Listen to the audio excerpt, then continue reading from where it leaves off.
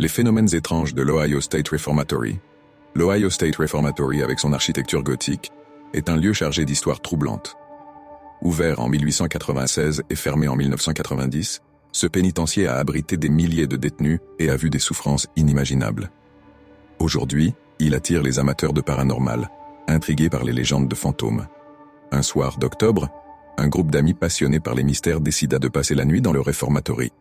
Claire, la plus intrépide, avait entendu parler des esprits qui hantaient ces lieux. Selon la légende, l'esprit d'un ancien prisonnier nommé James errait encore dans les couloirs, prisonnier de son passé.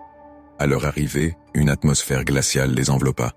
Ils se séparèrent en petits groupes, chacun armé d'une lampe de poche et d'un enregistreur pour capturer des preuves. Claire et son ami Lucas se dirigèrent vers l'ancienne salle des gardes, connue pour son ambiance pesante. Dès qu'ils entrèrent, une sensation étrange les envahit. Claire demanda d'une voix hésitante : « Y a-t-il quelqu'un ici ?» À ce moment, un bruit sourd retentit derrière eux. Ils se retournèrent, mais la pièce était vide. Frissonnant, ils poursuivirent leur exploration, attirés par les mystères de cet endroit. Pendant ce temps, Sarah et David, dans une cellule voisine, ressentirent un souffle glacial. Sarah, alarmée, sortit son téléphone pour capturer l'instant, mais l'écran devint noir. Inquiets, ils se précipitèrent vers Claire et Lucas. Le groupe décida alors de descendre au sous-sol, réputé pour être le plus hanté. En descendant les marches, un cri désespéré résonna autour d'eux. L'angoisse grandissait, mais leur curiosité était plus forte que leur peur. Dans l'obscurité, la lampe de Claire s'éteignit brusquement. Des pas résonnèrent tout autour d'eux.